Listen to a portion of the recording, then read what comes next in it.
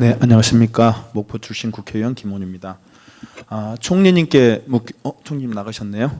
네, 그러면 복지부 장관님께 묻겠습니다.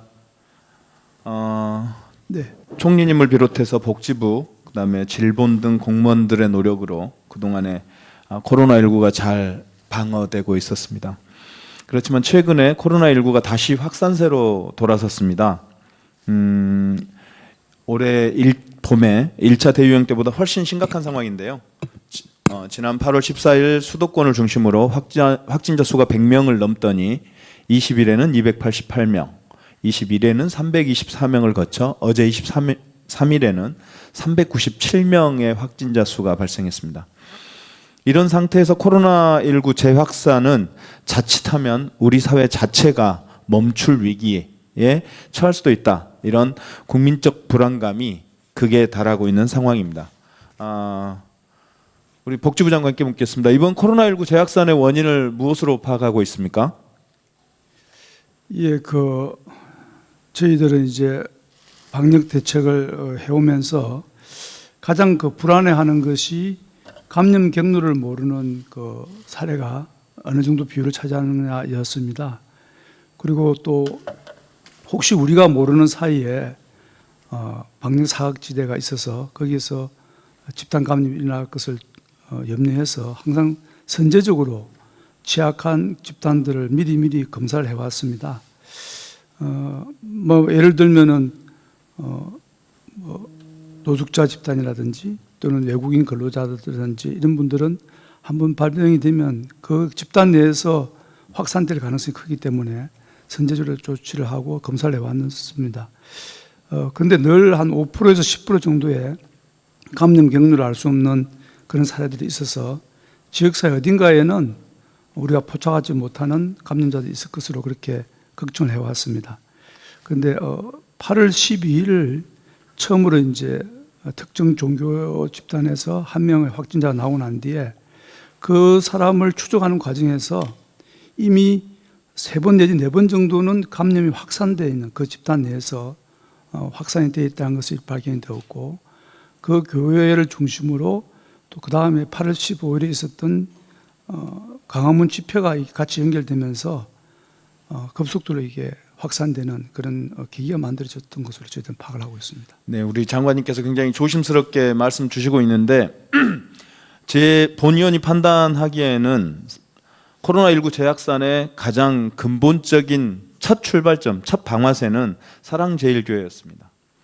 지금 말씀하신 대로 8월 12일 날 사랑제일교회 관련해서 첫 번째 코로나 환자가 발생한 이후에 15일 집회가 있었던 광화문 집회가 있었던 15일 59명, 16일 249명, 18일 457명의 확진자가 발생했고 23일 현재 사랑제일교회 관련 확진자는 총 841명으로 늘었습니다. 아마 오늘 더 늘어난다면 그 수는 더 늘어날 것으로 보이는데, 문제는 이게 사랑제일교회 관련한 오신 분들이 한 지역에 머물지 않고 서울 499명, 경기도 254명, 인천 39명 등 수도권에만 792명이고 이게 또 다른 지역도 포함된 걸로 지금 파악되고 있고요. 더더구나 문제는 이 사랑제일교회에서 확진된 환자들이 다른 종교시설과 직장, 의료시설, 다른 기관으로 확대되고 있다는 겁니다. 현재까지 추가 전파된 N차 전파죠. 이른바 2차, 3차 감염자가 발생하고 있는 건데 추가 전파로 인한 확진자가 112명, 그리고 발생한 장소가 221곳에 이른다고 하는데요. 이런 상황이라면 사랑제일교회에 대해서 보다 좀 근본적인 정부의 대책과 강한 처리 대책이 필요한 거 아닌가라는 생각이 드는데요.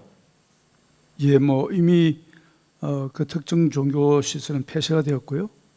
또 교회 다닌 분들의 명단을 파악을 해서 그 신도들에 대해서는 전체적으로 검사를 좀 실시를 하고 있습니다. 네.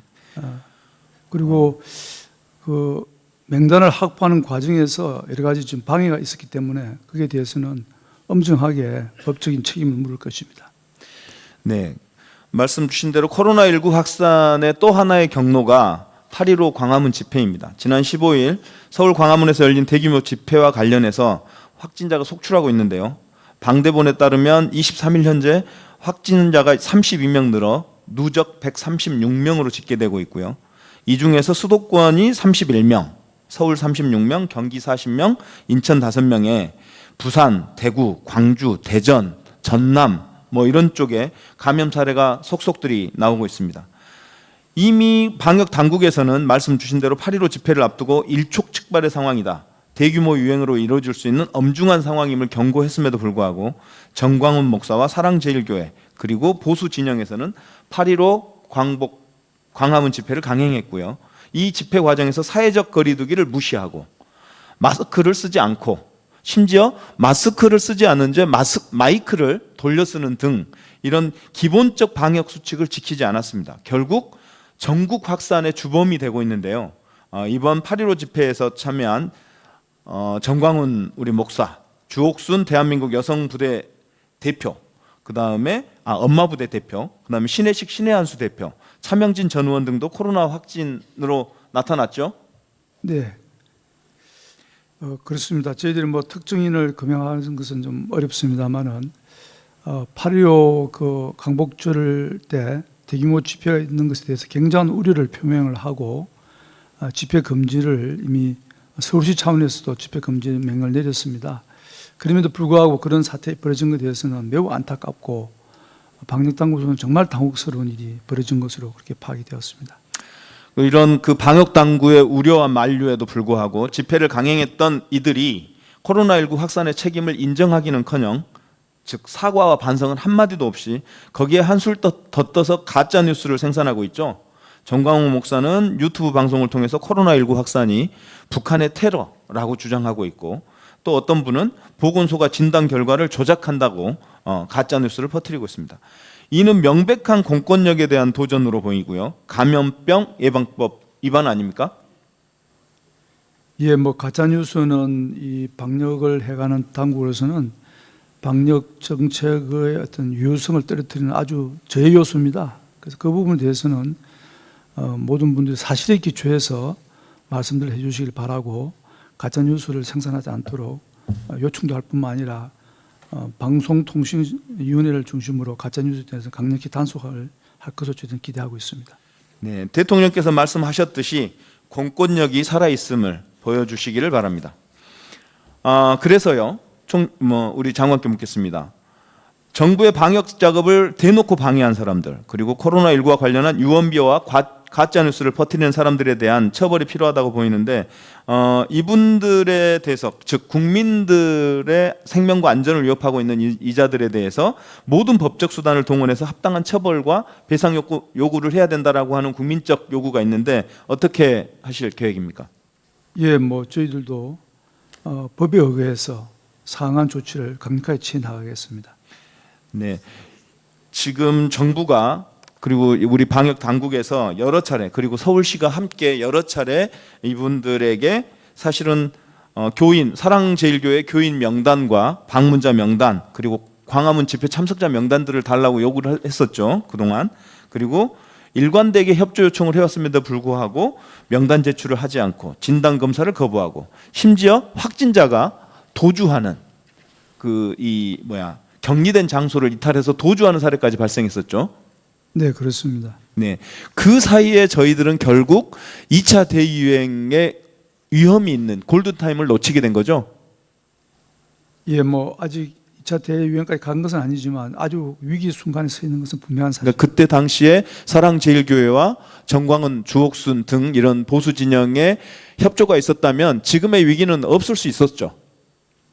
예, 상당 부분 지금 나타나고 있는 확진자 수를 줄일 수 있었던 것은 사실입니다. 네, 결국 이들 때문에 골든타임을 놓치고 지금 우리는 2차 대유행을 걱정하고 있습니다. 맞죠? 네. 그 과정에서 어마어마한 사회적 국가적 낭비가 예상되고요. 지금 심지어 사회적 거리두기 3단계를 검토한다는 얘기도 나오고 4차 추경이 필요한 거 아니냐, 2차 재난지원금이 지급돼야 되는 거 아니냐라고 하는 문제까지 확산되고 있죠. 맞습니까? 네, 그런 논의가 이루어지고 있는 것으로 저는 파악하고 있습니다. 이런 간곡한 정부의 호소를 무시하고 2차 대유행의 위험을 불러들인 이들에 대해서는 관용 없이 강력하게 처벌해야 된다는 게 본 의원의 생각입니다. 동의하십니까? 예, 뭐 저희들은 감염병 예방과 관리에 관한 법에 의해서 그 법에 어긋나는 행동들을 한 사람들에 대해서는 강력한 법적 조치를 취할 것입니다. 네, 제가 조사해 본 바에 따르면 정부의 역학조사를 방해하거나 거짓 자료를 제출하면 2년 이하의 징역이나 2천만 원 이하의 벌금을 내야 되고요. 고의로 집회에 참석자를 은폐하거나 진단 검사를 지연하는 등의 행위는 5년 이하의 징역 또는 벌금 1,000만 원에 해당하는 위계에 의한 공무집행 방해죄에 해당된다고 알고 있습니다. 그리고 감염 우려가 크다는 사실을 알고서도 고의로 방역 지침을 어기고 사람들을 접촉했다면 상해죄가 적용될 수 있다는 법적 해석도 있습니다. 이런 문제에 대해서 참고하셔서 이들에게 내릴 수 있는 가장 엄중한 처벌을 내려주시기를 국민의 이름으로 요청합니다. 예, 알겠습니다. 그리고 이어서 묻겠습니다. 사회적 거리두기 3단계 준비를 해야 되는 거 아니냐라는 취지입니다. 말씀드린 대로 8월 14일 이후에 급속도로 확진자가 증가하고 있고 23일에는 거의 400명에 육박하는 397명의 환자가 발생했습니다. 이 확산 추세가 굉장히 무섭고 오늘 200명대로 다시 내려왔다고 하지만 사실 일요일이라 그 검사자가 부족해서 그랬다는 얘기들이 있습니다. 이런 코로나19 2차 대유행에 대한 우려가 커지고 있는데 그리고 특히나 이제 출처가 불명하지 않은 N차 감염, 깜깜이 환자가 급증하고 있죠. 정부가 목표한 N차 감염 비율이 5% 내외였는데 지금 현재 한 20% 되나요? 한 17%에서 18% 정도 왔다 갔다 하고 있습니다. 정부가 목표로 했던 5%의 깜깜이 비율, N차 감염 비율이 사실상 무너진 거죠? 네, 그렇습니다. 네. 우리 국민들의 그 적극적인 참여와 동참, 그다음에 도움이 필요한 시점인데 어쨌거나 이렇게 서울과 수도권을 중심으로 확진자가 늘고 있는 게 굉장히 위험한 징후죠. 예, 그렇습니다. 수도권은 좀 인구가 밀집되어 있고 또 그 구역 내에서 많은 이동이 있는 상시적인 이동이 있는 지역이기 때문에 감염 차원에서 보면 아주 그 고위험 지역입니다. 그래서 항상 저희들이 수도권에 대해서는 예의주시하면서 방역 대책을 추진해 왔습니다. 그래서 지금 현재 상황에서 수도권에서 일어나고 있는 감염 확산을 이번 주 이내에 막지 못한다면은 3단계로 올라가는 것도 불가피하게 검토해야 되지 않나 저희들은 그렇게 좀 예정을 하고 있습니다. 네. 이게 지금 대구라고 하는 지방에 있는 도시와는 서울과 수도권이 갖고 있는 지위 자체가 다르죠. 위험도 자체가 다르고요. 그래서 그런 문제에 대해서 좀 적극적으로 검토를 하셔야 될 필요가 있다. 3단계 거리두기에 대해서 미리 준비할 필요가 있다. 이런 생각입니다. 근데 다만 사회적 거리두기 3단계 발표 시에 우려하는 상황들이 있죠. 사실상 셧아웃이 걱정되는 거잖아요. 네. 10인 이상의 모임과 행사가 중지되고 학교는 휴교 조치를 내려야 되고 모든 고위험 시설의 운영 중단, 스포츠 경기 중단, 모든 공공기관은 재택근무를 해야 되고 민간 기업도 사실 필수 인원을 제외하고는 재택근무를 권고하게 돼 있습니다. 사실 우리 사회가 셧아웃 되는 건데 이런 문제가 발생하지 않도록 지금 이 상황을 관리하는 게 되게 중요하다고 생각됩니다. 이 상황에서 가장 큰 역할과 책임은 결국 대한민국 정부에 있거든요. 정부의 신뢰가 어느 때보다 중요한데 이 신뢰라고 하는 게 객관성, 투명성, 현실성 이런 상황에서 정부가 능력을 보여주는 것 이런 것들이 되게 중요한데 이런 어떤 경제사회적 현실과 코로나19 확산 추세를 냉철하게 잘 살펴서 국민께 투명하게 공개하고 공감할 수 있도록 부탁드리고요. 그리고 한 가지 결단하고 행동해야 될 때 정부가 제 역할을 해야 될 때 그때를 놓치지 않고 적극적으로 정부의 역할을 해주시기를 부탁드립니다. 예, 의원님께 좋은 말씀 주신 것에 대해서 감사를 드립니다. 앞서 그 언급하시는 내용 중에 감염 경로를 알 수 없는 그 집단 감염의 경우에 그 부분이 방역 당국은 가장 어려운 부분입니다. 방역 당국은 기본적으로 확진자가 나왔을 때 그 확진자를 찾고 그 주변을 차단하는 역할이기 때문에 감염 경로를 모르는 그 부분을 축소시킬 수 있는 것은 결국 국민 개개인들의 방역 수칙을 지켜주는 그것에 의해서만 가능합니다. 그래서 국민들께서 마스크 착용이라든지 기본 수칙을 지켜주시는 것을 간곡히 부탁드리고 싶고 저희 정부로서도 최선을 다해서 현재 사태를 조기에 좀 안정화시킬 수 있도록 그렇게 최선을 다하겠습니다. 네, 장관님 말씀처럼 국민들의 참여가 그 어느 때보다도 중요한 상황입니다. 국민들의 사회적 거리두기를 실천하고 아주 기본적인 마스크 쓰기, 손 씻기, 그리고 다른 곳에 안 가고 집에 좀 당분간 머물기, 이런 것들 누구나 실천할 수 있는 거잖아요. 이런 것들이 국민들 모두가 앞장서서 실천해내고 정부가 제 역할을 해낸다면 이 위기 극복할 수 있다고 생각합니다. 열심히 잘해서 이 위기 극복해 주시기를 부탁드립니다. 네, 열심히 하겠습니다. 예, 김의원 위원님 수고하셨습니다. 다음은 경기 남양주시 을 출신의 존경하는 김한정 위원님 질의하시겠습니다.